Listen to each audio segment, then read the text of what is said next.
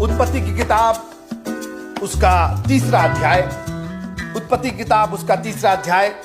जैसा आपको मालूम है कि हम सब प्रभु के इस अनमोल वचन की गहराइयों को बड़े करीने के साथ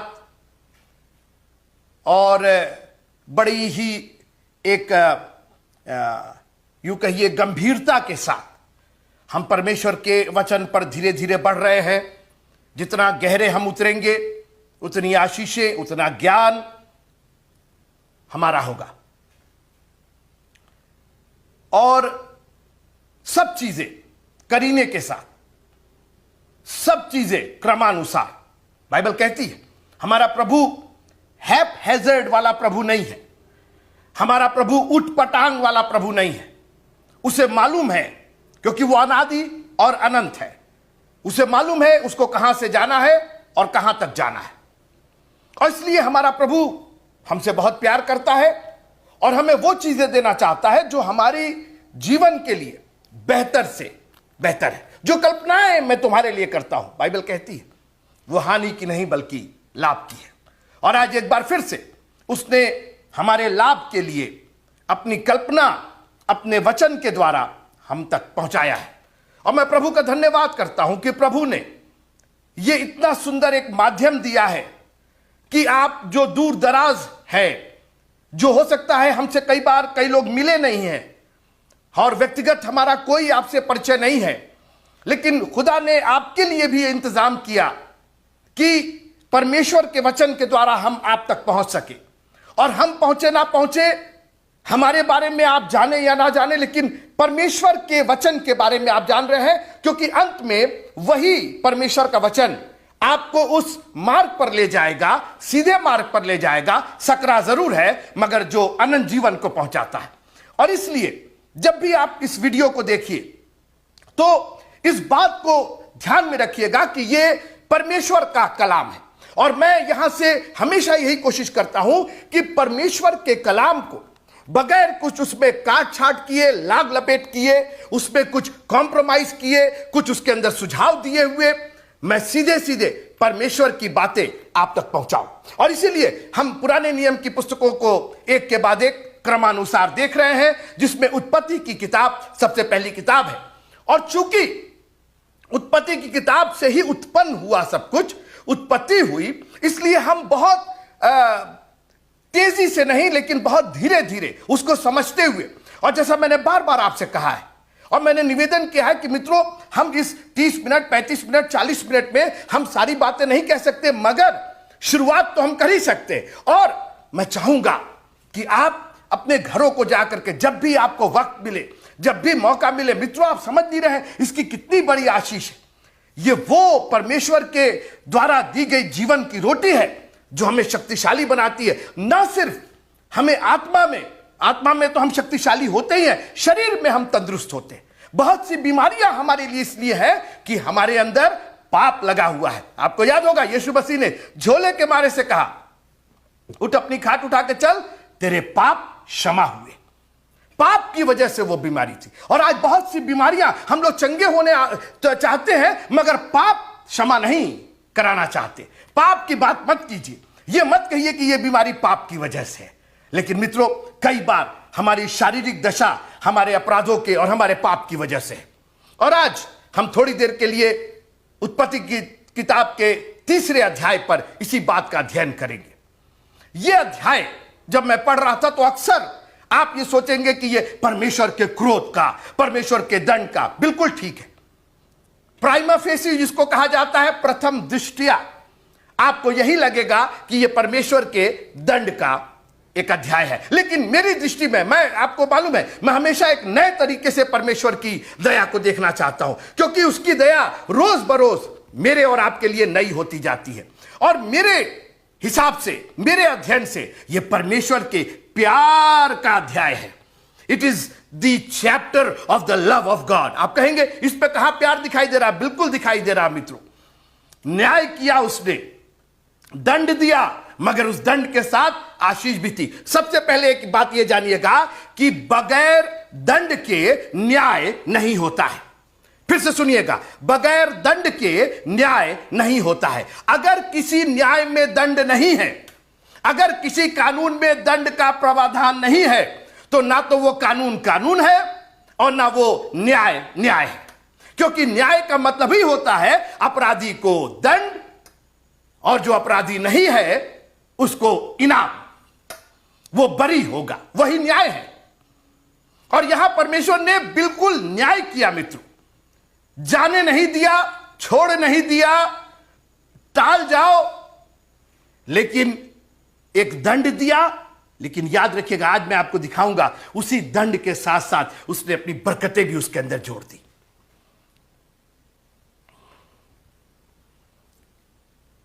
बागे अदन में पाप हुआ। क्या हुआ? यह पाप क्या हुआ? हुआ यह कि परमेश्वर ने एक आज्ञा दी थी। याद रखिएगा कि आज्ञाएं दी जाती हैं हमारी और आपकी सेफ्टी के लिए।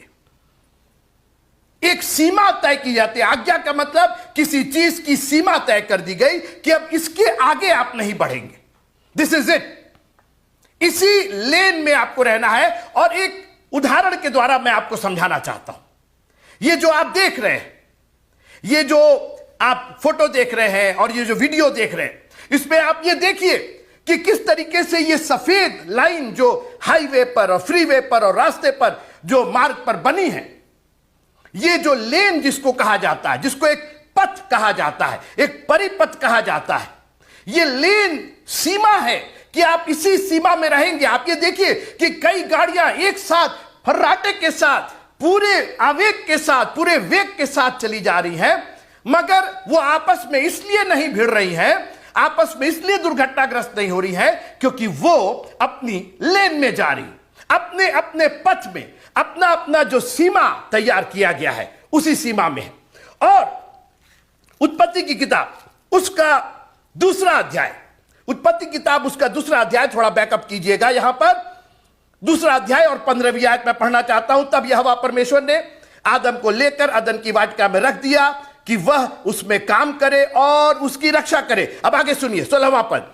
और यहोवा परमेश्वर ने आदम को ये आज्ञा दी, सजेशन नहीं दिया, सुझाव नहीं दिया, देख लेना, कर लेना, सोच लेना, अब जो तुम जैसा बेहतर समझो, ये हमारी और आपकी सोच है। मगर हमारा परमेश्वर हमें आज्ञाएं देता है, और जैसा मैंने कहा, आज्ञाएं हमारी सेफ्टी के लिए है। और परमेश्वर हमें सेफ रखना चाहता है, हमें सुरक्षित रखना चाहता है। और इसीलिए उसने आज्ञा दी और कहा कि तू वाटिका के सब वृक्षों का फल बिना खटके खा सकता है, पर भले या बुरे के ज्ञान का तो वृक्ष है, उसका फल तू कभी ना खाना। सुनिए, खाने की भी आज्ञा और ना खाने की भी आज्ञा। आप अपनी लेन में चलेंगे, यह आज्ञा है। आप जो अभी हमने दिखाया आपको वीडियो, इसके अंदर जो आपको व्हाइट लाइन आपको दिखाई दी, इसके अंदर आप अपनी लेन में चलेंगे, यह आपकी आज्ञा है, ये आज्ञा है सड़क वालों की। और आप दूसरे की लेन में नहीं जाएंगे, यह भी एक आज्ञा है। क्योंकि अगर आप दूसरे की लेन में जाएंगे तो आप दुर्घटनाग्रस्त होंगे, अपना भी नुकसान करेंगे और अगले को भी नुकसान करेंगे। और इसलिए परमेश्वर ने कहा कि तू सब पेड़ के फल खा सकता है, यह मेरी आज्ञा है।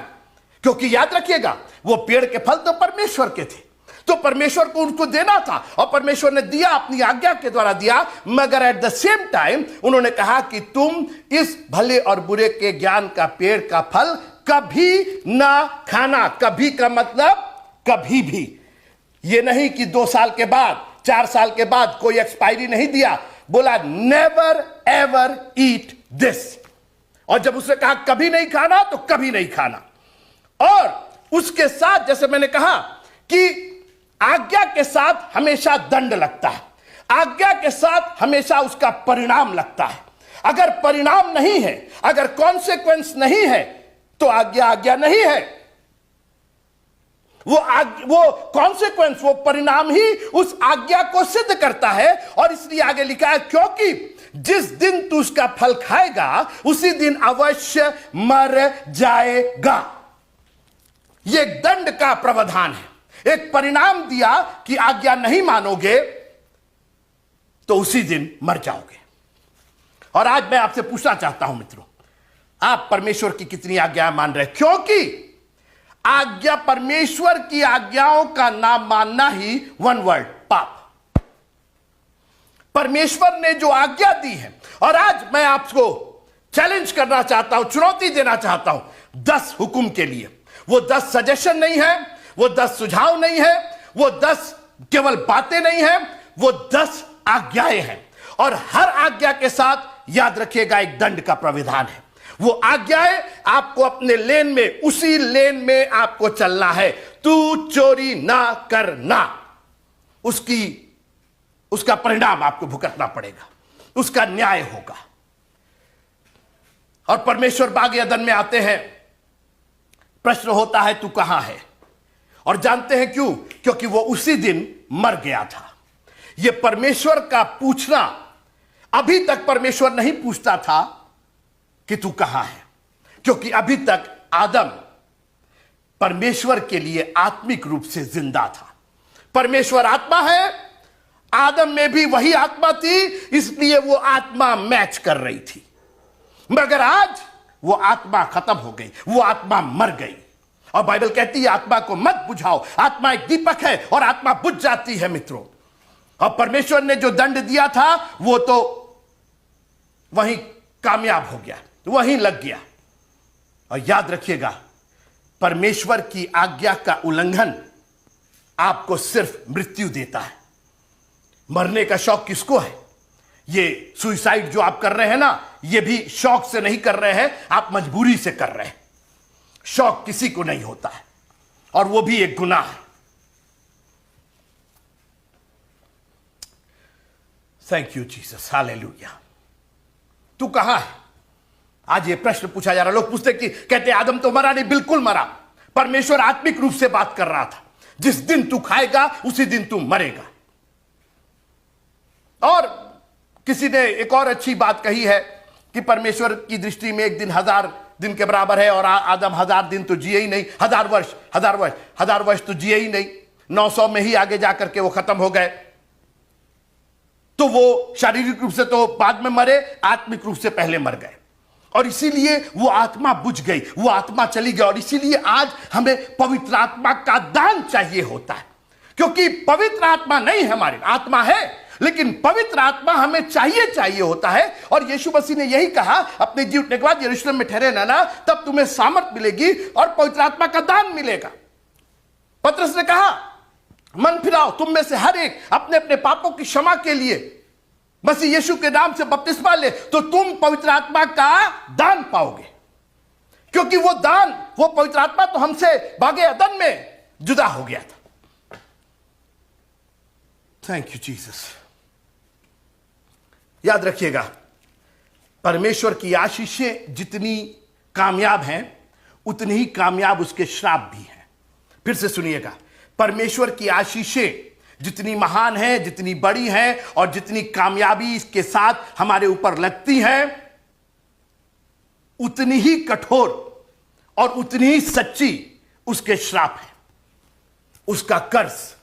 और इसीलिए व्यवस्था विवरण और उसके 11वें अध्याय, व्यवस्था विवरण उसके 11वें अध्याय में यहोशू क्या कहता है? सुनो, मैं आज के दिन तुम्हारे आगे आशीष और शाप दोनों रख देता हूं। सुना आपने? आशीष और शाप, तराजू के दो पलड़े, एक पर आशीष और एक पर शाप। और सुनिए, अर्थात यदि तुम अपने परमेश्वर यहोवा की इन आज्ञाओं को जो मैं आज तुम्हें सुनाता हूं मानो, तो तुम पर आशीष होगी। बागे अदन में तुम मेरी आज्ञाओं को मानोगे, पेड़ के फल खाओगे, ये मेरी आज्ञा है, तो तुम जियोगे, आशीष मिलेगी। आज्ञा, एक और आज्ञा है, नहीं खाना है, खाओगे तो मर जाओगे। सुनिए, तो इन आज्ञाओं को जो मैं तुम्हें आज सुनाता हूं मानो, तो तुम पर आशीष होगी। मैं व्यवस्था विवरण उसका 11वां अध्याय और 26वीं आयत पढ़ रहा हूं। व्यवस्था विवरण 11वां अध्याय और उसकी 26वीं आयत। अर्थात यदि तुम अपने परमेश्वर यहोवा की इन आज्ञाओं को जो मैं आज तुम्हें सुनाता हूं मानो, तो तुम पर आशीष होगी। और यदि तुम अपने परमेश्वर यहोवा की आज्ञाओं को नहीं मानोगे और जिस मार्ग की आज्ञा मैं आज सुनाता हूं उसे तजकर दूसरे देवताओं के पीछे हो लोगे जिन्हें तुम नहीं जानते तो तुम पर शाप पड़ेगा। अगर आशीष से आप इतने खुश हैं कि अरे बाप रे प्रभु का आज्ञा मानेंगे तो आशीष मिलेगी, बिल्कुल मिलेगी, तो याद रखिएगा अगर आज आज्ञा नहीं मानेंगे तो श्राप भी वैसे ही पड़ेगा आप पर। और आज बहुत से लोग श्राप में जी रहे हैं और परमेश्वर ने 3 लोगों को श्राप दिया। मैं कह करके खत्म करना चाहता हूं। सबसे पहले उसने सांप को, इब्लीस को श्राप दिया और कहा चूंकि तुम्हें इस्तेमाल किया गया, सांप को इस्तेमाल किया गया और श्राप दिया कि तू जिंदगी भर, आइए पढ़ते हैं उत्पत्ति किताब उसका 3रा अध्याय और उसकी 14वीं आयत। उत्पत्ति किताब उसका 3रा अध्याय 14वीं आयत। तब यहोवा परमेश्वर ने सर्प से कहा, तूने जो यह किया है इसलिए तू सब घरेलू पशु और बनेले पशुओं से अधिक शापित है। तू पेट के बल चला करेगा और जीवन भर मिट्टी चाटता रहेगा। अभी मैं एक बहुत शानदार और एक बहुत गंभीर रहस्य आपको बताने जा रहा हूं कि परमेश्वर ने तीनों जन को, सांप को, हवा को, स्त्री को और पुरुष आदम को श्राप दिया। सांप को श्राप दिया, तू जिंदगी भर पेट के बल चलेगा और जीवन भर मिट्टी चाटता रहेगा। श्राप दिया, तेरे और स्त्री के वंश के बीच में मैं बैर उत्पन्न करूंगा, वो तेरे सिर को कुचल डालेगा तो उसकी एड़ी को दसेगा। फिर उसने स्त्री से कहा, मैं तेरी पीड़ा बढ़ाऊंगा और तेरे गर्भवती होने के दुख को बहुत बढ़ाऊंगा। तू पीड़ित होकर बालक उत्पन्न करेगी और तेरी लालसा तेरे पति की ओर होगी और वह तुझ पर प्रभुता करेगा। फिर आदम से उसने कहा, तूने जो अपनी पत्नी की बात सुनी और जिस वृक्ष के फल के विषय में मैंने तुझे आज्ञा दी थी कि तू उसे ना खाना, उसको तूने खाया, इसलिए भूमि तेरे कारण शापित है। तू उसकी ऊपर जीवन भर दुख के साथ खाया करेगा। और आखिर में लिखा है, तू मिट्टी तो है और मिट्टी ही में फिर मिल जाएगा। मैं आज जो बात कह के खत्म करना चाहता हूं वो बात यह है कि परमेश्वर ने अपने प्रेम को सिद्ध किया दंड दे करके। अगर दंड नहीं देता मित्रों तो प्रेम सिद्ध नहीं होता, क्योंकि आदम ने जैसे ही पाप किया उसमें एक चीज आ गई जिसको लिखा है बाइबल में, भय आ गया, डर आ गया। मैं तेरी आवाज सुन करके डर गया था। और पहला यूहन्ना उसका 4था अध्याय और 18वीं आयत 19वीं आयत पढ़िएगा, वहां लिखा है कि भय दंड लेकर के आता है। आज एक ये भयभीत क्यों हो गए? अभी तक परमेश्वर आता था तो ये भय नहीं खाते थे, लेकिन आज आज्ञा का उल्लंघन हो गया, आज परमेश्वर की आज्ञा का उल्लंघन हो गया तो पाप हो गया और डर आ गया, और डर आ गया तो दंड के आप अधिकारी हो गए, क्योंकि भय और दंड एक साथ है। परमेश्वर का भय नहीं, मैं उस भय की बात नहीं कर रहा हूं जो रेवरेंस वाला, जो आप पूरे दिल और जान से उसको प्यार करते हैं और उसका भय मानते हैं उस तरीके से। मैं उस भय की बात नहीं कर रहा हूं, मैं उस डर की बात कर रहा हूं जो डर पाप की वजह से आ जाता है, क्योंकि वही डर दंड का अधिकारी हमें बना देता है। और परमेश्वर ने तीनों जन को अलग अलग श्राप दिया और वो श्राप आज भी चल रहा। मित्रों, मैं आपसे यह कहना चाह रहा हूं कि जितना शक्तिशाली आशीष होता है उतनी ही शक्तिशाली श्राप भी होता है, उतना ही शक्तिशाली श्राप भी होता है। जितना शक्तिशाली आशीष होती है उतने ही शक्तिशाली श्राप भी होता है। और इसलिए श्राप को हल्का मत जानिएगा। बाइबल ने यहां तक कहा कि अपने शत्रुओं को आशीष दो, आशीष, श्राप मत दो, क्योंकि मित्रों श्राप लग जाता है। और आज मैं नहीं जानता हूं कि आप श्राप में जी रहे हैं कि आशीष में जी रहे हैं, मगर याद रखिएगा परमेश्वर के हुक्मों की अवहेलना, उसके आज्ञाओं का पालन न करना सिर्फ हमें दंड का अधिकारी बनाता है। हम पाप करते हैं और वो पाप हमें एक मजदूरी देता है जो मृत्यु है। मगर मैंने कहा ना, यह अध्याय उसके प्रेम का प्रतीक है। परमेश्वर अपने प्रेम में इतना भरा हुआ है, and he loves us so much. मेरी बात ध्यान से सुनिएगा मित्रों, इतना वो हमसे प्यार करता है कि उसने सांप को जो श्राप दिया वो तो जिंदगी भर का श्राप था, तो मैं उसमें तो कोई ढील, कोई छूट, कोई अनुग्रह था ही नहीं। मगर स्त्री को और पुरुष को जो श्राप दिया ना मित्रों, उसके अंदर भी एक आशीष छिपी हुई थी। स्त्री को कहा कि तू पीड़ा के साथ बालक उत्पन्न करेगी। आज सोचिए, उस बालक उत्पन्न करने में भी जो जॉय है, जो आशीष है। आज उन माताओं से पूछिए, आज उन बहनों से पूछिए जिनके संतान नहीं है, ये उनके लिए खुशी की बात है, आशीष की बात है कि दुख की बात है। सोचिए आप, उस कर्ज में भी उसने खुशी रखी कि जब तेरे बालक उत्पन्न होगा, पीड़ा तो होगी मगर उसके साथ तुझे खुशी होगी। और वही बालक मरियम की कोख से हमारे बीच में आया। सोचिए आप, उसी में आशीष छिपा दिया, उस श्राप में भी आशीष छिपा दिया। ऐसा प्रेमी प्रभु कहां मिलेगा मित्रों आपको, जो अपने श्राप में भी हमसे प्यार करता है और उस श्राप में भी उसने आशीष मिक्स कर दी है। तू एक बालक उत्पन्न करेगी। और आपको याद होगा जब मरियम के पास स्वर्गदूत आया और उसने कहा कि पवित्र आत्मा तुझ पर छाया करेगा और तू एक पुत्र जनेगी। हालेलुया। मित्रों, वही जो कर्ज था अब एक आशीष बन करके हमारे बीच में आ रहा था। उसने श्राप जरूर दिया मगर उसके अंदर उसने आशीष मिला दी। अब बाइबल आगे कहती है कि स्त्री पुत्र जनने के द्वारा उद्धार पाएगी। और उस अगर मरियम स्त्री ने पुत्र नहीं जना होता तो हमारा और आपका उद्धार कहां होता। कैसा दयालु प्रभु, कहां तक सोचता हमारे लिए। हमेशा हम उसकी कल्पनाएं हमारे लिए हानि की नहीं लेकिन लाभ की होती है। उसने श्राप जरूर दिया क्योंकि आज्ञा का उल्लंघन हुआ था, न्याय तो होना था, आज्ञा तोड़ी गई थी, पाप हुआ था और उस पाप का एक परिणाम होना ही था। आज्ञा टूटने का एक परिणाम होना ही था। उसका एक फल नहीं मिल रहा था, वो मिला मगर उसी के अंदर उसने आशीष भी पेश कर दी। Thank you Jesus, hallelujah. और फिर आदम को श्राप दिया, भूमि तेरे कारण श्रापित है। जब भी तू देखेगा भूमि को, उसमें ऊंट कटारे तू देखेगा, तुझे याद होगा ये मेरी वजह से हुआ, वरना भूमि क्या भूमि होती, हमारी वजह से। लिखा भूमि तेरे कारण श्रापित हुई। लेकिन एक आशीष दिया उसके अंदर और कहा तू मिट्टी है और तू मिट्टी में मिल जाएगा। मित्रों, आप इस बात को बहुत गंभीरता से लीजिए। उसको जीवन भर का श्राप नहीं दिया, उसको बोला कि एक दिन तू मिट्टी में मिल जाएगा। तू जो मिट्टी से बना था वो मिट्टी में मिल जाएगा, आत्मा नहीं। वो आत्मा तो मैं ले लूंगा, क्योंकि जब तक वो मिट्टी में नहीं मिलेगी तो जो मैंने तुम्हारे नथनों में जीवन का श्वास दिया है वो मेरे पास कैसे आएगी।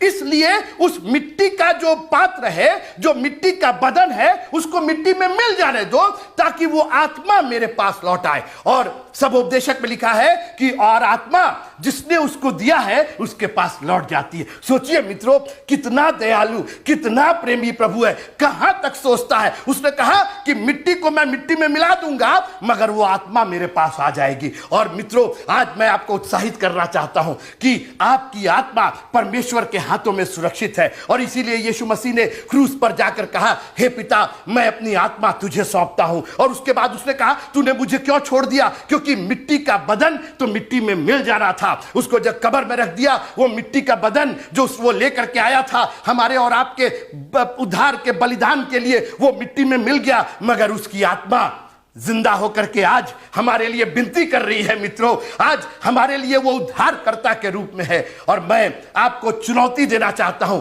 ऐसे प्रेमी प्रभु को छोड़ करके और कहां जाएंगे। क्योंकि जो अपने श्राप में भी, अपने क्रोध में भी, अपने आपकी उसकी आज्ञा का उल्लंघन करने के बावजूद, उसके खिलाफ पाप करने के बावजूद वो हमको श्राप तो देता है, वो हमको उसका न्याय तो करता है और हमको उसका परिणाम तो जरूर भुगतना पड़ता है, मगर एट द सेम टाइम वो उसके अंदर आशीषें भी मिला देता है। और आज मैं आपसे निवेदन करना चाहता हूं, उस प्रेमी प्रभु के दीवाने हो जाइए जो आपके श्राप में भी आपको बरकतें देने के लिए तैयार है। इस अध्याय को कई बार पढ़िएगा मित्रों, इसके अंदर इतनी आशीषें छुपी है। आपको दंड जरूर दिखाई देगा और दंड के तो योग्य ही थे क्योंकि उन्होंने परमेश्वर की आज्ञा का उल्लंघन किया था, आज्ञा तोड़ा था और इसलिए आज्ञा का उल्लंघन दंड तक पहुंचा देता है उनको। मगर आज हमारा प्रभु हमसे इतना प्यार करता है, उसने हमारे सारे दंड को अपने ऊपर ले लिया हमारे सारे बोझ को, हमारे सारे गुनाह, अपराध, आज्ञा के उल्लंघन को उसने अपने ऊपर ले लिया और हमें जीवन नहीं, बहुतायत का जीवन दिया है। आशीष केवल आपके प्रभु के पास है। अनंत जीवन सिर्फ आपके प्रभु के पास है। उससे जुदा मत होइएगा, उससे नाराज मत होइएगा, उससे दूर मत होइएगा। ये चर्च, ये फेलोशिप, ये परमेश्वर का वचन आपकी जिंदगी का एक ऐसा पहलू बन जाए जो आपसे कोई छीन ना सके, जो आपसे कभी कोई ले ना सके। ना परिस्थितियां, ना कोई रिश्तेदार, ना कोई ऐसी बातें, दुनिया की कोई चीज, परमेश्वर का कलाम आपके जीवन से कभी अलहदा ना करने पाए। प्रभु आप सबको बड़ी आशीष दे। उसकी आशीष में भी, उसकी श्राप में भी आशीष है, और इसलिए उसकी आशीष के लिए उसका धन्यवाद कीजिए और कहिए, प्रभु तेरा धन्यवाद करते हैं कि आपने हर जगह हमें आशीष दी है। प्रभु आप सबको बहुत बहुत बहुत आशीष दे, श्राप नहीं, आशीष दे। सोचिए, जब श्राप में आशीष है तो आशीष में कितनी आशीष होगी। उस आशीष के लालायित रहिएगा, उसका पीछा कीजिएगा और परमेश्वर बहुतायत के साथ आपको इस्तेमाल करेगा। प्रभु आप सबको धन्यवाद।